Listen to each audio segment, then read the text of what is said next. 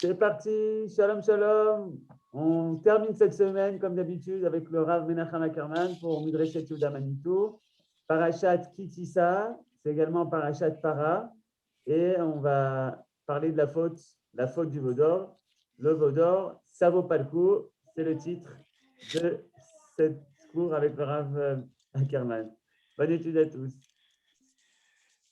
Alors, bonsoir. Je vais essayer de vous montrer que vraiment ça valait pas le coup. Mais je l'écris différemment, vous verrez, et j'espère qu'on expliquera ça aussi. Qu'est-ce que ça veut dire que ça vaut pas le coup au niveau du coût?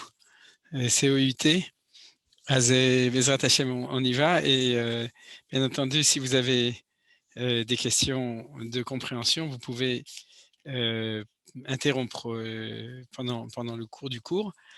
Et si jamais c'est des remarques plus longues, à ce moment-là, on peut les garder pour la fin du shiur. Et vous pouvez, on a toujours le temps aussi d'élucider, de développer, etc., grâce à vos remarques, vos questions, vos hidushim. Alors donc, je vais ouvrir le texte, comme d'habitude, et on va pouvoir commencer. Il a fait. Et aussi, autre chauve, il faut commencer par le début.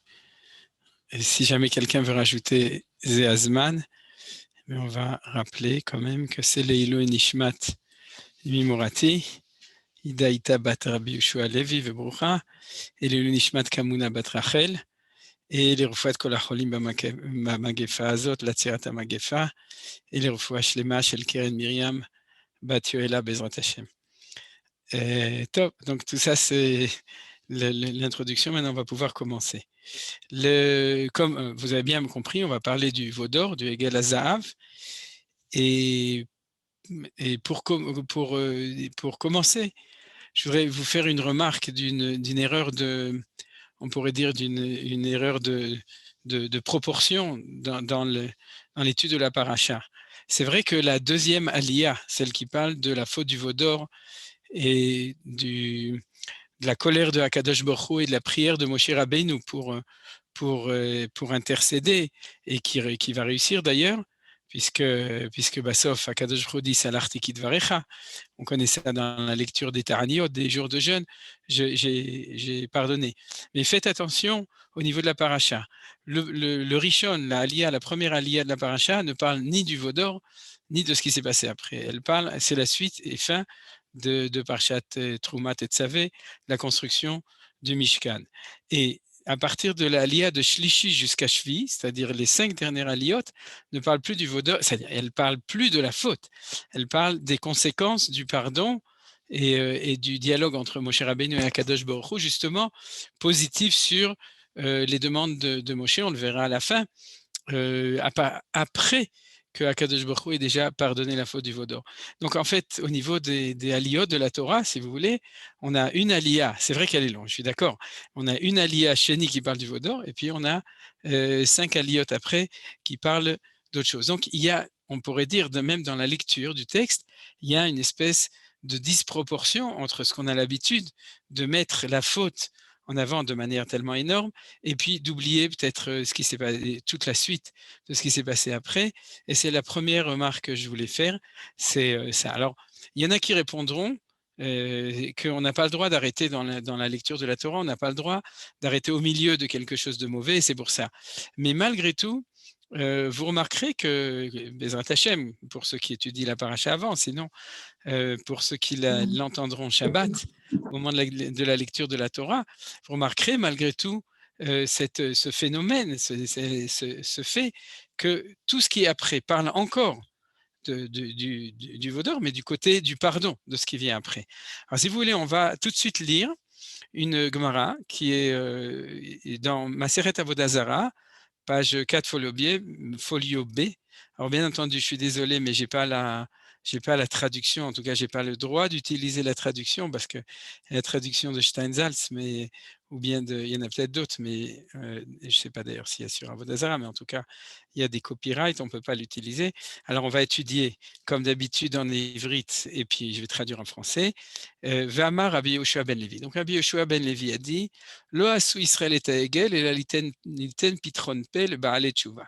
C'est-à-dire que Israël n'a fait le Hegel que pour permettre, encourager les gens et ceux qui ont fait tchouva. C'est-à-dire, je traduis la pensée de Rabbi Yehoshua ben Levi, si les enfants d'Israël ont fait le Hegel ou si Hachem a permis le veau d'or, disons qu'on peut le lire de différentes manières, c'était pas du tout pour nous dire que les enfants d'Israël sont des mécréants ou des fauteurs, c'était pour, en fin de compte, nous permettre de comprendre qu'on peut faire tchouva même après des grandes erreurs. C'est-à-dire, on ne nous la racontait pas à cause de la faute, mais à cause de la tchouva qui vient après. Chez Nehemar, et il amène un pasouk, Rabbi Yehoshua ben Levi, dans Dvarim, donc dans le Deutéronome, chapitre 5, verset 25.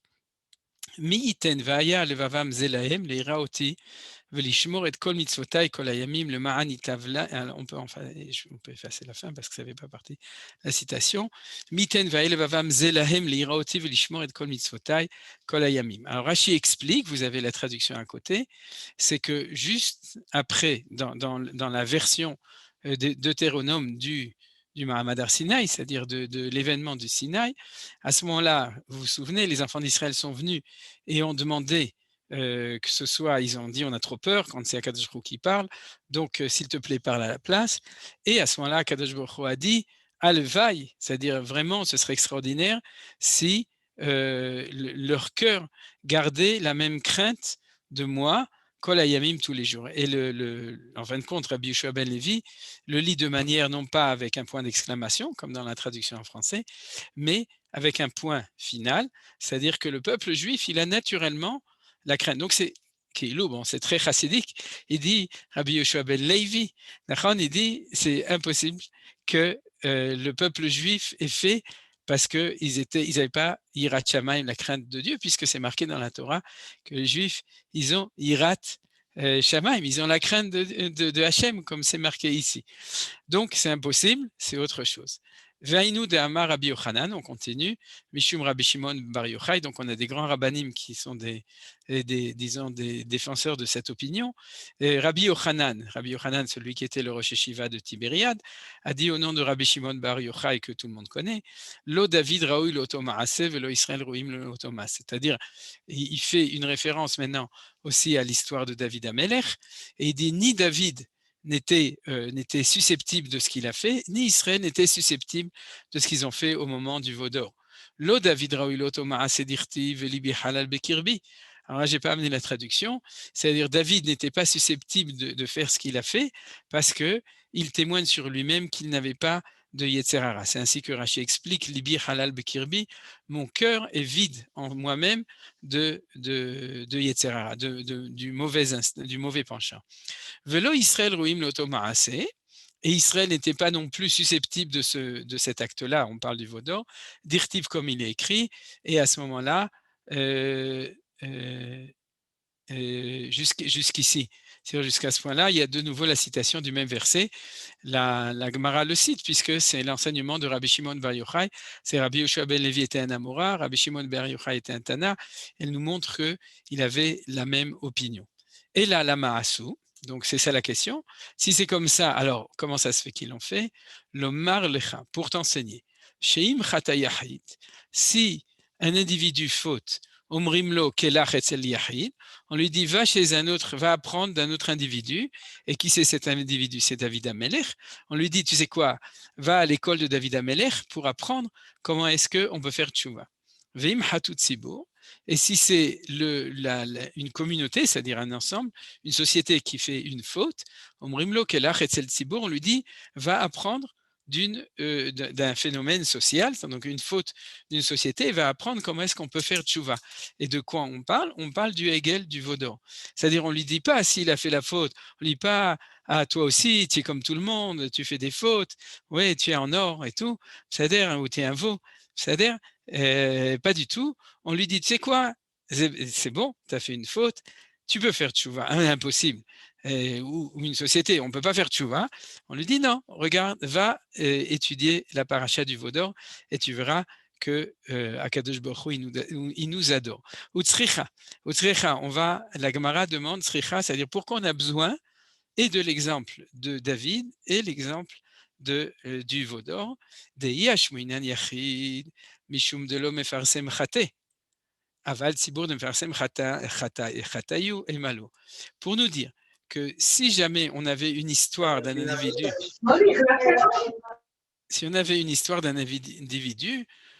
alors une société aurait pu dire on ne peut pas apprendre parce que l'individu, sa faute n'est pas révélée, c'est-à-dire les gens, c'est pas forcément rendu public, ça peut rester dans le privé et donc ce qui donne une grande, ça aide beaucoup le fait que la faute n'est pas rendue publique, ça aide la personne à pouvoir faire tchouva. Par contre, et on le connaît de la délation du peuple juif à cause de la faute du veau d'or, c'est-à-dire dans l'histoire, c'est-à-dire une fois le tzibour, lorsqu'une société faute, on ne peut pas ne pas, ça ne peut pas ne pas être connu, mais c'est mefarsem, c'est-à-dire c'est meforsam, c'est connu, et donc Emalo, on aurait pu imaginer qu'il y a plus d'arguments. Et donc, c'est pour ça qu'on avait besoin de nous raconter l'histoire de la faute du veau d'or dans l'histoire, dans la Torah. Et si on nous avait raconté l'histoire que du veau d'or, Mishum de Nefishe Rachamayu, c'est parce qu'on voit que la miséricorde qui va venir après est très grande. Avaliahi de lo alima asrute, mais un individu qui n'a pas autant de mérite que le peuple juif, puisque c'est un individu, même David Amelech, et malo, on aurait pu imaginer que lui, il n'a pas de chance, c'est-à-dire ou il n'arrivera pas à faire tchouva, ou bien sa tchouva ne sera pas agréée, tsricha, et donc on a besoin de nous raconter les deux histoires. Donc vous voyez que dans cette introduction des choses, là où je veux un petit peu en venir, c'est que en tout cas, dans cette lecture de la Gemara, du texte de la Gemara, et dans cette lecture même du Pshat, comme je l'ai dit, de la Torah, on voit qu'il ne faut pas faire une histoire a priori tellement dramatique de l'histoire de la faute du veau d'or. C'est-à-dire, c'est un peu ça la question qui se pose. Est-ce que c'est quelque chose de très grave? Est-ce que c'est une faute originelle du peuple juif? Est-ce que ça veut dire que le peuple juif est à la nuque roide et il est rebelle, etc. Et donc, il n'y a pas tellement de chance avec nous? Ou bien, est-ce qu'il faut arrêter de dramatiser cette histoire-là? C'est pas que c'était bien, c'était pas une mitzvah, c'était quand même une transgression, mais comment est-ce que nous devons lire ce passage-là? C'est ça la question maintenant qu'on étudie et à laquelle je vais essayer de répondre, Be'ezrat Hashem, maintenant. Alors, pour cela, je voudrais d'abord introduire le texte de Rabbi Yehuda Halevi du Kuzari, et je ne l'ai pas pris, je vous le cite par oral, et on va en fait suivre la démarche du Kuzari. Alors, quelle est la démarche du Kuzari? C'est que, en fin de compte, pourquoi est-ce que non seulement on n'a pas le droit de dramatiser, mais on va voir même plus que ça. C'est-à-dire qu'on va voir dans la lecture du Kuzari quelque chose qui est encore plus, qui intercède encore plus en faveur du peuple juif, bien entendu, à condition qu'ils prennent conscience et qu'ils corrigent, qu'ils fassent tchouva après, mais malgré tout, qui va mieux expliquer la faute du veau d'or. Alors, j'explique ce que dit le Kuzari. Il y a, en fin de compte, comme vous savez, il y a deux manières de croire en Dieu. Il y a une première manière de croire en Dieu qui voit la distance entre la divinité qui est extrêmement haute, qui est dans le ciel, et la terre dans laquelle se trouvent les hommes. On pourrait dire le passouk qu'on chante dans la Hallel, Shamaim, Shamaim la Hashem, Va'aretz Natan Livnei Adam. C'est-à-dire le ciel, les cieux sont à la divinité et la terre appartient à l'homme. Alors, de ce point de vue-là, il y a une énorme distance entre Akadosh Baruch Hu, entre le Dieu, et entre la réalité d'en bas. Maintenant, on en a souvent parlé, mais c'est pour ça que j'ai choisi l'explication de Rabbi Yehuda Halevi dans le Kuzari. Ce que nous dit Rabbi Yehuda Halevi, c'est que cette manière de concevoir la religion, la croyance en Dieu, cette manière de concevoir dans son absolu extrême, d'ailleurs c'est le Dieu de la philosophie grecque, comme vous le savez, c'est-à-dire le Dieu des philosophes, celui qui est tellement loin, on pourrait dire que tout contact, toute communication entre lui avec un grand L et nous avec un petit n, Nachon, est absolument impossible, ou en tout cas extrêmement limité. Il n'y a pas de relation possible entre les deux. Et comme on l'étudie souvent, le projet, nous dit Rabbi Yehuda Levi, le projet d'Israël et le projet, pas d'Israël, le projet de Akadosh Baruch Hu, quand il a créé le monde, Sheye Ikar Dirato Batartonim, comme l'expression qui est tout le temps employée dans la Chassidut Chabad, ça revient tout le temps, c'est que l'essentiel de sa résidence soit ici, dans le monde d'ici-bas, le monde d'en bas. Alors, ça, cette idée, c'est ce qu'on appelle la shrina. C'est-à-dire, on l'a déjà expliqué plein de fois, le mot shrina vient du mot shachen, c'est-à-dire un voisin, c'est-à-dire le fait qu'il réside ici parmi nous en bas. Ça, c'est la base de tout. Maintenant, ce qu'on va étudier aujourd'hui, c'est pas la beauté de la shrina, mais la problématique de la shrina. C'est-à-dire, bien, en fin de compte, on va retourner à la beauté, parce qu'on commence, il faut toujours qu'on retombe sur nos pieds et qu'on finisse par le beau côté des choses. Yes, voilà. Et donc, c'est ce qu'on appelle da'at miyut en hébreu. Vous savez, miyut, c'est qu'on lui ferme le micro. Donc, da'at miyut, c'est l'opinion qu'il faut éteindre, qu'il faut fermer. Alors, c'est fait. Donc, pour revenir à Rabbi Yehuda Levi, qu'est-ce que Rabbi Yehuda Levi, dans son livre, dans l'ensemble, mais dans son passage qui parle de la faute du veau d'or, à la fin du premier Mahamar, qu'est-ce que Rabbi Yehuda Levi nous dit? Il y a une faute qui est inhérente au fait que Akadosh Baruch Hu descende sur terre. C'est-à-dire, il y a, on pourrait dire, un problème qui est built-in, qui fait partie du fait que Akadosh Baruch Hu descende sur terre. Quel est le problème? C'est qu'il se révèle dans le monde d'ici. Et lorsqu'il se révèle dans le monde d'ici, automatiquement, on peut dire, il y a sa représentation ici en bas, c'est-à-dire contrairement à sa perfection, on pourrait dire du Ensof dans la Kabbalah, c'est-à-dire de son essence lorsqu'elle est en haut, lorsqu'il se révèle en bas, automatiquement, il doit descendre dans une réalité qui est une réalité physique. Alors, quel est le risque? Un des risques, mais c'est le risque, on pourrait dire, essentiel qui apparaît à partir de ce moment-là. Le risque essentiel, c'est de comprendre qu'il y a une représentation de Akadosh Baruch Hu ici dans le monde en bas, et donc de sentir qu'on est obligé d'avoir une représentation de sa présence ici en bas. Et nous dit Rabbi Yehuda Levi, la faute du veau d'or n'est pas la non-compréhension de l'événement du Sinaï, mais c'est au contraire la compréhension de l'événement du Sinaï qui a amené la faute du veau d'or. C'est-à-dire l'expérience du fait de voir que Akadosh Baruch Hu peut descendre sur terre, et dans le Sinaï, il est descendu, mais il est quand même resté assez haut. C'est-à-dire, mais il y a quand même eu une manière de pouvoir le voir à ce moment-là. Cette expérience-là fait que quand il y a une difficulté, et cette difficulté, on va voir tout à l'heure, on va le voir tout de suite, on va voir, quand il y a une difficulté, eh bien, il y a une recherche, on veut avoir une présence tangible de Akadosh Baruch Hu dans le monde. Et Rabbi Yehuda Levi nous dit, c'est ça la faute du veau d'or. C'est la faute du veau d'or, c'est vouloir à tout prix continuer la représentation de Akadosh Baruch Hu ici sur terre.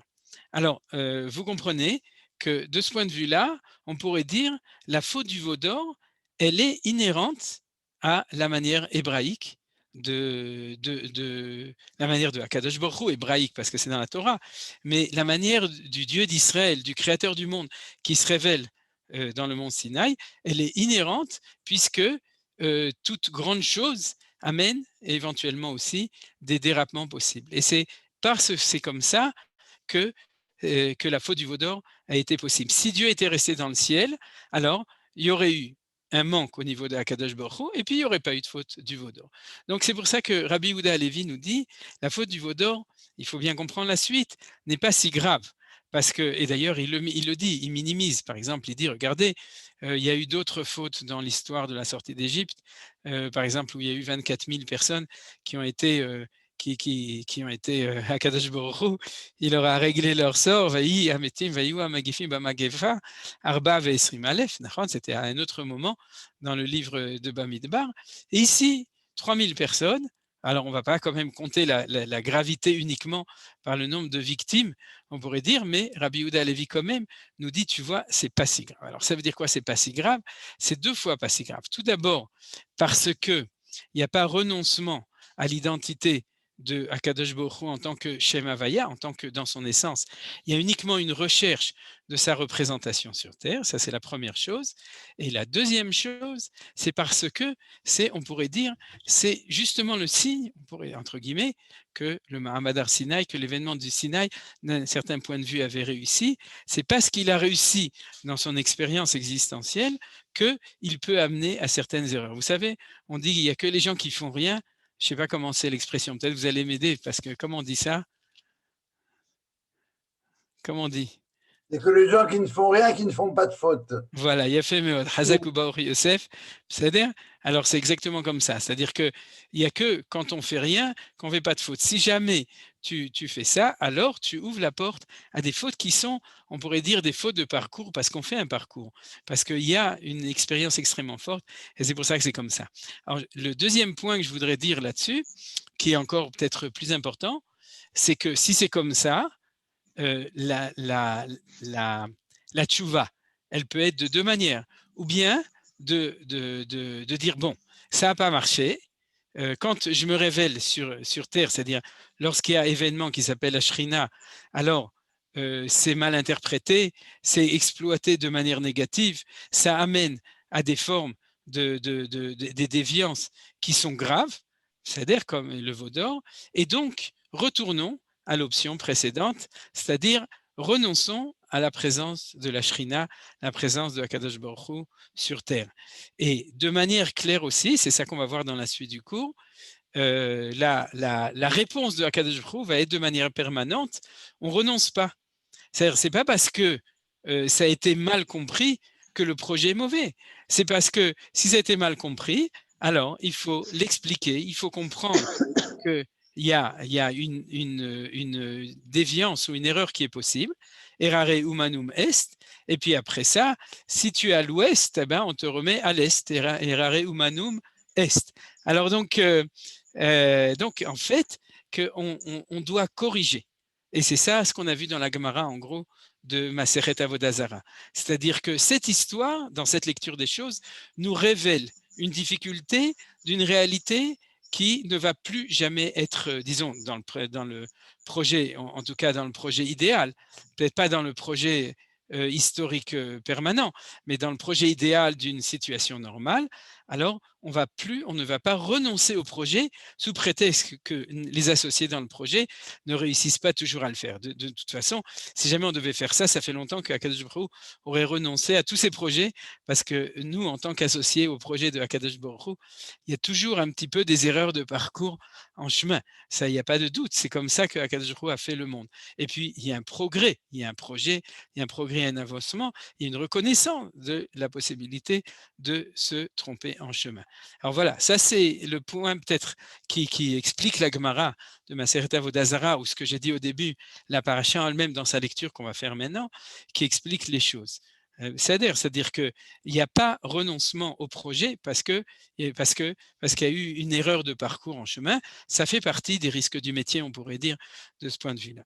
Alors, pour continuer dans cette étude, je vais tout d'abord vous amener l'enseignement de Nachmanide, de Ramban. Aujourd'hui, on va étudier aussi l'enseignement, bien entendu, pas dans les mots de Nachmanide, mais dans le texte, parce que le Ramban va dans le même sens. Des Ragav, Kaniré, et on le verra tout à l'heure, sans doute que Rashi va aussi dans le même sens.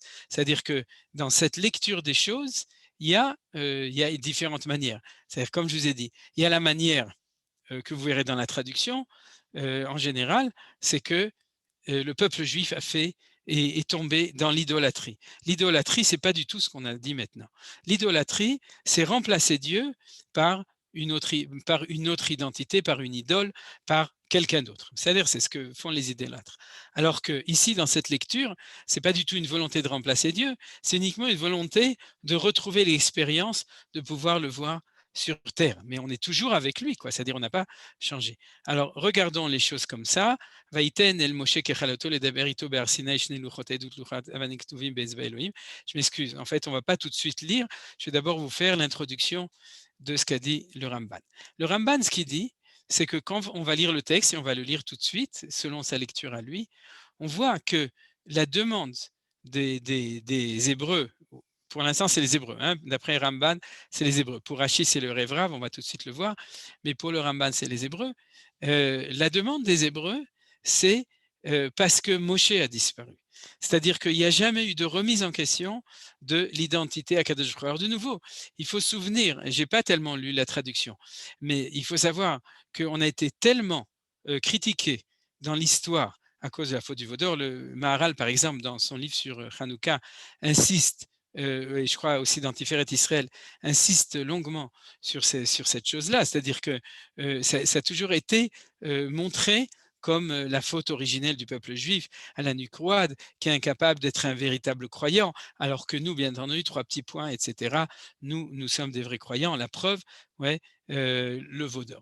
Alors, il faut relire les choses telles que de la manière dont nos Chachamim. Comme je vous ai dit, le Kuzari, mais je vais aussi vous montrer que c'est aussi la lecture de Nachmanide, et en fin de compte, sans doute aussi la lecture de Rashi, en tout cas, si on veut le lire comme ça, si on veut lire Rashi de cette manière-là, c'est de montrer que si on descend, si on rentre, pas descendre, c'est en hébreu, si on rentre dans les détails du texte, à ce moment on rend compte que ce n'est pas ça qui est marqué. Alors, de nouveau, comme le dit Nachmanide, Ramban, Rabbi Moshe ben Nachman, ce que les Hébreux cherchaient, c'était quelqu'un qui remplacerait Moshe. Donc, on a ici un événement extrêmement important. Moshe Rabbeinu représente Akadosh Baruch Hu, puisqu'il est lui le porte-parole. Donc, il fait partie de ce phénomène général d'une représentation d'Akadosh Baruch Hu. Il porte la parole de Hachem. Et c'était la décision de Akadosh Baruch Hu lui-même. Vous vous souvenez qu'au moment, en préparation du Mahamad Har Sinaï, Hachem n'a pas dit « je vais parler ». Il a dit « tu vas parler ». Afin qu'ils croiront aussi en toi éternellement. Donc, Akadosh Baruch Hu a mis sa parole dans la parole de Moshe Rabbeinu. Il y a ici un danger, bien entendu. Ce danger, c'est de ne pas supporter la disparition de l'intermédiaire, je l'appelle maintenant l'intermédiaire, du représentant, c'est-à-dire qui s'appelle Moshe Rabbeinu. Et c'est ça l'explication de Nachmanide. Alors, on va voir ça. Il amène plusieurs preuves de ça. La première preuve du Ramban, on va voir, c'est Kum Aseh Lanu. Alors c'est ce verset-là, Vayar Ha'am, on va le lire en entier. Et il dit comme ça. Il dit Kum Aseh Lanu Elohim, Vayar Ha'am ki boshesh Moshe laredet minar.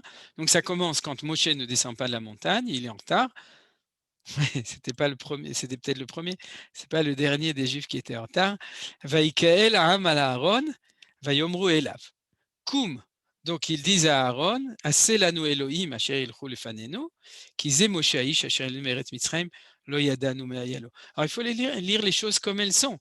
Ils n'ont jamais dit parce que nous ne croyons plus en Dieu, ou on ne sait pas où est Akadosh Baruch Hu, et où est-ce qu'il a disparu, et qu'est-ce qu'il fait, et pourquoi il n'est pas là, et qu'est-ce qui se passe. Pas du tout. Ils ont dit, fais-nous un Elohim, et souvenez-vous que le mot Elohim, c'est un nom commun. C'est-à-dire que là, dans la traduction, on peut vérifier, ils ont dit, allons, fais-nous un Dieu. Fausse traduction du traducteur en français. Bien entendu, c'est la traduction du rabbinat, mais eux, comme on dit chez les Ashkenazim, il faut dire robinet. C'était un petit robinet et pas un grand, c'est-à-dire ils n'avaient pas vu les grandes vannes de la Torah. En tout cas, c'est la rabbinat d'il y a 100 ans. Aujourd'hui, c'est pire. Alors donc, on dit comme ça, Aselanu Elohim, ou bien un juge, ou bien un ange, ou bien un envoyé, ou bien une divinité. Ici, on parle d'un envoyé. C'est-à-dire, il y a plusieurs fois marqué dans le Tanakh, Bemalachut Elohim, etc. Donc, Elohim, ça veut dire aussi un envoyé. Un ange, c'est aussi un envoyé. Malach, Vaishlach, malachim lefanai, c'est-à-dire un envoyé, fais-nous un représentant, un shaliach, un envoyé qui ira devant nous. Pourquoi? Qu'ils Moshe Haïch. Parce que qu'est-ce qui nous manque? Moshe, cet homme, non pas ce Dieu, cet homme. C'est-à-dire, Asher elanu me'eretz Mitzrayim, lo yadanu me'ayalo. Le mot leader en hébreu, j'ai déjà rappelé une fois, au nom du Maharal, celui qui dirige s'appelle un melech. Vous savez, quelle est la racine du mot melech? Lech, la lechet. Melech, c'est celui qui est molir, celui qui dirige les gens. Eh bien, c'est ce qu'ils ont demandé. Il dit, Aselanu Elohim, amène-nous quelque chose ou quelqu'un, Asher yelchu lefanenu, qui sera celui qui va nous diriger parce que Moshe n'est pas là. Donc tout le problème, d'ailleurs, les Chachamim le décrivent avec beaucoup d'emphase, et puisque je n'ai pas imprimé ce Rashi, j'ai oublié, mais il nous parle du fait que le Satan s'est mêlé à cette histoire. Vous vous souvenez, le Satan, Rashi le met sur ses psukim, vous verrez, le Satan a montré dans le ciel Moshe Rabbeinu qui était sur un lit et on voyait son enterrement dans le ciel, etc. Donc, vous imaginez bien, si les gens ont vu Moshe rentrer dans le feu, puisque sur le mont Sinaï il y avait du feu pendant 40 jours, ils peuvent tout à fait s'imaginer que Moshe Rabbeinu, il s'est mis un kissui roche sur la tête et donc il est fichu. Et qu'à ce moment-là, qui ne va pas revenir. C'est-à-dire que le Satan, c'est quoi? En psychologie, le Satan, c'est Satan, c'est en fin de compte, c'est l'expression des angoisses, des peurs, de tout ce qui... Moshe n'est plus là, donc on perd les pédales, comme on dit en français simple, c'est-à-dire qu'en fin de compte, on est complètement déstabilisé, et à ce moment-là, il y a le Maasé Satan qui vient et qui nous dit, mais bien sûr, il est mort, vous voyez, etc. Vous voyez, vous n'avez rien vu, mais dans votre imagination, vous avez vu que c'était comme ça. Donc, on est en fin de compte en perte du leader, de celui qui dirigeait, et c'est ce qui est marqué ici. On va voir dans la suite, il y a d'autres textes.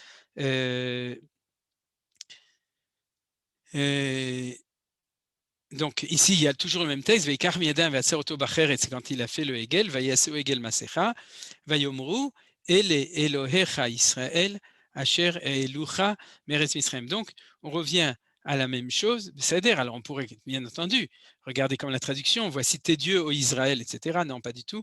C'est-à-dire, c'est ceux qui t'ont sorti déjà. Alors, on peut se demander, bien entendu, comment est-ce qu'ils ont pu prendre le veau d'or comme remplaçant de Moshe Rabbeinu. Ça, je vous l'ai expliqué, c'est-à-dire ça fait partie d'une psychologie maintenant. Et on va voir quand on va parler avec Rachid du Rav d'autres éléments là-dessus. C'est vrai que c'est une question, nous on ne comprend pas tout ça, mais ce qu'on comprend très bien, c'est que si tu n'as pas, tu as besoin absolument. N'oubliez pas que le veau d'or, il était en train de brouter de l'herbe d'après un verset des Teilim que Rachid nous amène, etc. C'est-à-dire, il voyait, et puis à part ça, il y a encore d'autres sodotes de la Torah que Ramban amène à propos des 4 effigies de la Merkava, dont l'un d'eux, c'est le shor, c'est le veau, ou le taureau. C'est-à-dire, donc, ils ont cru que c'était taureau chez Birtav, celui-là, et donc, ils l'ont pris. Mais tout ça, ça vient d'une psychologie réelle de la recherche de cet intermédiaire qui va pouvoir nous éclairer. Alors j'écris ça en plus, j'ai amené, c'est aussi un argument du Ramban, de Nachmanide, parce que vous voyez que le nom utilisé, c'est pas, il n'a pas dit Chag le Elohim Machar. Il n'a pas dit, et personne ne l'a lapidé, bien que d'après le Midrash, Chour qui était avec lui, qui a refusé de collaborer, s'est fait éliminer par le peuple qui a fait le veau d'or. Et c'est pour ça que Aaron a décidé que la seule manière de pouvoir sauver, et il a réussi, puisqu'elle a repoussé au lendemain jusqu'à ce que Moshe Rabbeinu arrive, c'était de collaborer. Et il a dit Chag l'Hashem Achar, et il n'y a nulle part marqué que les Béné Israël ont dit, mais tu es un imposteur, nous on te parle d'un Elohim, et du veau d'or, et toi tu nous parles de Akadosh Baruch Hu. Non, tout le monde a très bien compris. On va faire une fête autour du veau d'or, mais cette fête va être consacrée à Shem Havaya, à Akadosh Baruch Hu lui-même. C'est-à-dire, une autre remarque qu'avait dit le Ramban, c'est qu'ils n'ont nulle part demandé une divinité en disant c'est celui qui a créé le monde, c'est celui qui est provident sur le monde, c'est celui qui nous protège, etc. Il parle uniquement de nouveau de celui qui dirige le peuple en sortant d'Égypte. Alors, on continue et on va voir encore un passouk et on aura terminé avec le Ramban, vous me permettez, tout assez lié avec l'explication de Rashi. Voilà. À la fin, lorsque Moshe Rabbeinu avec Yoshua descend, vous voyez, c'est-à-dire que lorsque Akadosh Baruch Hu lui dit « Red, descend », parce que le peuple a fait ce qu'il a fait, « Vayi kasher karav el hamachane, vayar et harigel umecholot, veicharaf Moshe vaishlech miyadav et haluchot veishaber otam tachat ha'ar, veikach et ha'egel asher asu, וישרוף באש ויטחן את אשר דק ויזר על פני המים וישק את בני ישראל. » Alors le Ramban prend ce verset aussi comme un argument. Pourquoi? Parce que, bien entendu, chaque commentaire, on peut lire autrement, mais j'insiste quand même sur cette manière de lire le texte. Pourquoi? Parce que le Ramban dit comme ça. Si le problème, c'est une fausse croyance, si Moshe Rabbeinu redescend avec les louchot et qu'il les casse, ou qui avec ou sans louchot, mais tu ne changes pas la croyance, la déviance de la croyance, uniquement par le fait que tu es là. Il faut, on se serait attendu à ce qu'il y ait résistance de la part du peuple quand Moshe Rabbeinu descend. De même que quand il y a eu Chour, il y a eu résistance, ils l'ont liquidé. Quand il y a eu Aaron, il a compris qu'il ne pouvait opposer résistance. Et on se demande toujours comment ça se fait que quand Moshe arrive, tout s'arrange. Alors, c'est vrai qu'on a une lecture habituelle. Vous savez, c'est la lecture du fait qu'une classe est dissipée, puis tout d'un coup, le professeur ou le proviseur entre dans la classe, et puis tous les enfants s'assoient gentiment comme par miracle. Ouais, je connais ça parce que quand j'étais prof d'école, ça n'arrivait jamais. Mais en tout cas, c'est pour ça que j'ai arrêté. Mais en tout cas, ça, c'est la lecture, en tout cas personnelle, j'imagine, aussi de beaucoup de personnes, quand ils se demandent ou ils ne se demandent pas la question, comment ça se fait qu'avec Moshe, ça marche? Mais on connaît le peuple juif. Même avec Moshe, d'habitude, ça ne marche pas. C'est-à-dire que quand ils sont en train de se plaindre, de râler, de se révolter, même quand Moshe Rabbeinu est là, les choses ne marchent pas si facilement. Comment ça se fait qu'ils deviennent tout d'un coup comme des moutons quand Moshe Rabbeinu revient? La réponse du Ramban est évidente, puisque la contestation n'était pas sur Shem Havaya, sur Akadosh Baruch Hu, mais sur Moshe Rabbeinu en tant que représentation, et de nouveau en tant que représentation, puisqu'ils peuvent imaginer qu'un veau d'or puisse remplacer Moshe, alors que ce veau d'or, c'est sûrement pas un dirigeant tel que Moshe Rabbeinu, mais parce qu'il est une représentation. Donc dès que Moshe Rabbeinu arrive, de facto, par le fait qu'il est là devant leurs yeux, alors le Satan est parti, le Maasé Satan, les fantasmes, les angoisses disparaissent, et tout se passe comme il faut. C'est-à-dire que Moshe Rabbeinu ne rencontre aucune, d'après le texte de la Torah de nouveau, Pshuto Shel Mikra, ne rencontre aucune opposition à ce qu'il fait à ce moment-là. Il casse le Hegel, il leur fait boire même de la poudre de Hegel dans de l'eau, c'est-à-dire pour les raisons que nos sages nous disent, Ishka otam que sota, c'est-à-dire, mais en tout cas, nous dit le Ramban, tout ça, il n'y a pas d'opposition. Alors, je vais un tout petit peu plus avancer dans l'explication des choses au niveau de l'idée. Maintenant, on a fait une étude au niveau du pshat. C'est-à-dire ce qu'on a étudié maintenant, c'était pour comprendre au niveau de la lecture du texte, comment est-ce que Nachmanide nous lisait le texte. Et de nouveau, vous voyez que Nachmanide et que Rabbi Yehuda Halevi, bien entendu, tous les grands rabbanim qui comprennent cette idée que le Dieu d'Israël veut résider en bas dans le monde, comprennent aussi cette lecture de la faute du veau d'or. De manière un tout petit peu plus profonde, je vais prendre l'enseignement de Manitou là-dessus, c'est-à-dire, et l'enseignement de Manitou sur cela, c'est que on pourrait dire une des fautes et l'un des plus grands dangers, c'est de diviniser l'intermédiaire. C'est-à-dire, vous avez compris, c'est-à-dire, on sait qu'il y a Akadosh Baruch Hu derrière, mais seulement il y a un intermédiaire. Alors l'intermédiaire, ça peut être une personne, ça peut être, comme dit Rabbi Yehuda Halevi, le Sefer Torah, ça peut être les deux Kruvim qui sont au-dessus du Aaron Abrit, mais en tout cas, il y a une émanation, il y a une représentation, et cette représentation fait qu'il y a un danger. Alors cette représentation, si elle est prise au niveau du regard des autres, sur la personne qui est le porte-parole de Akadosh Baruch Hu, et c'est le cas de Moshe Rabbeinu. Je vous rappelle donc cette lecture Gam Bechaya Aminu Leolam qu'on a vu. À ce moment-là, il y a un danger intrinsèque de divinité de diviniser l'intermédiaire.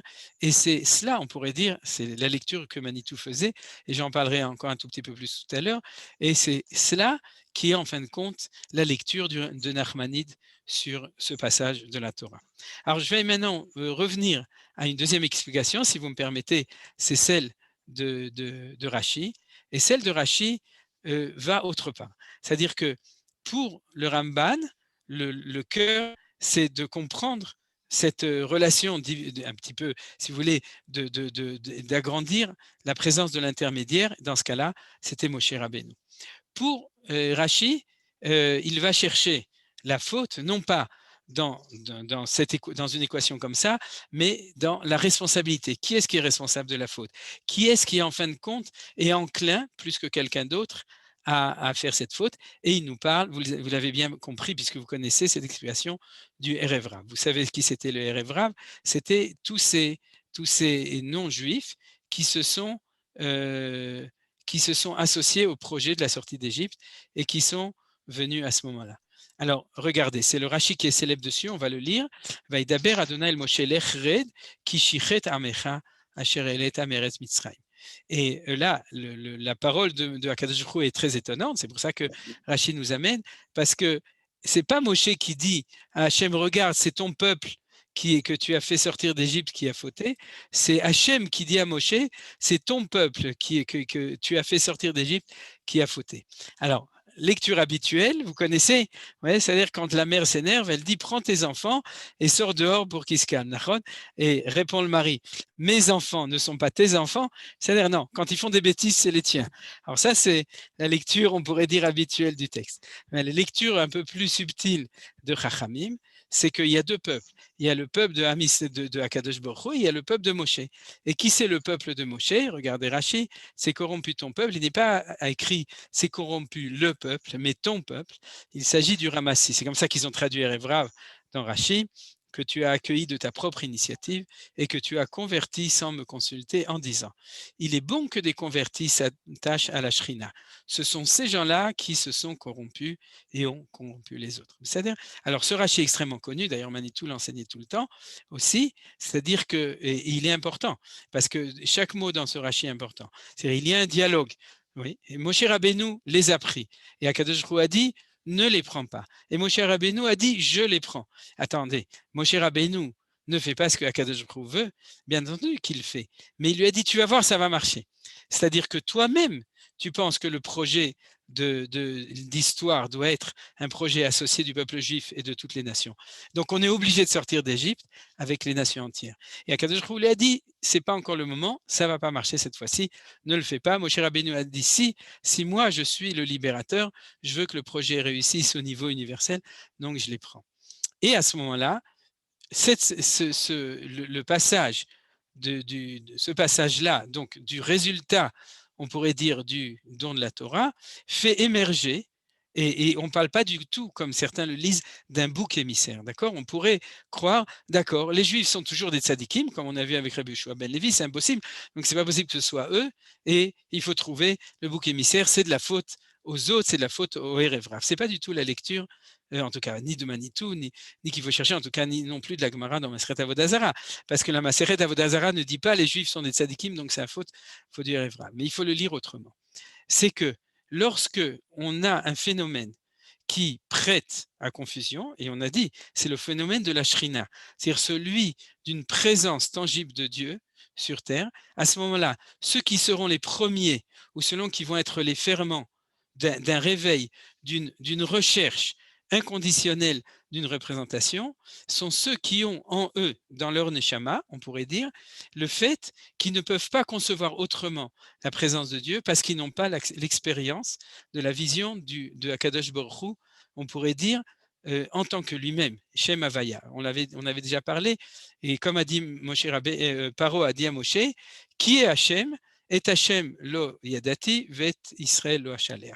C'est-à-dire, le nom de Hachem, cet infini tel qu'il est, ils n'ont pas cette perception et ils ne peuvent le comprendre que par l'intermédiaire d'une révélation sur terre. C'est pour ça qu'ils ont besoin tout le temps d'une représentation.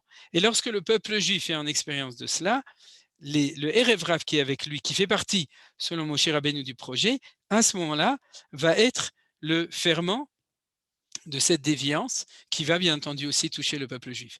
Comment je sais qu'elle touche aussi le peuple juif?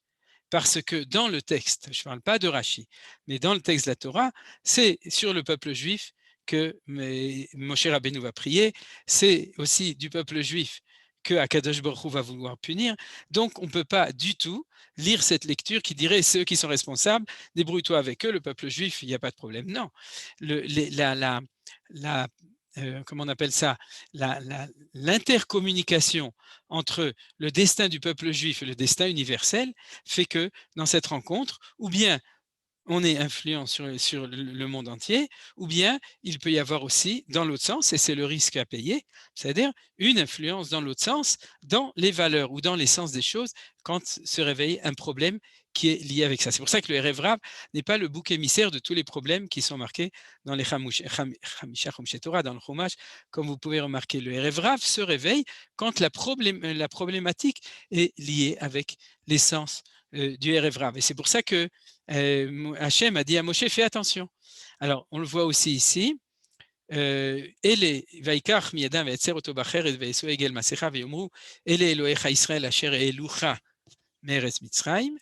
comment est-ce qu'il est sorti?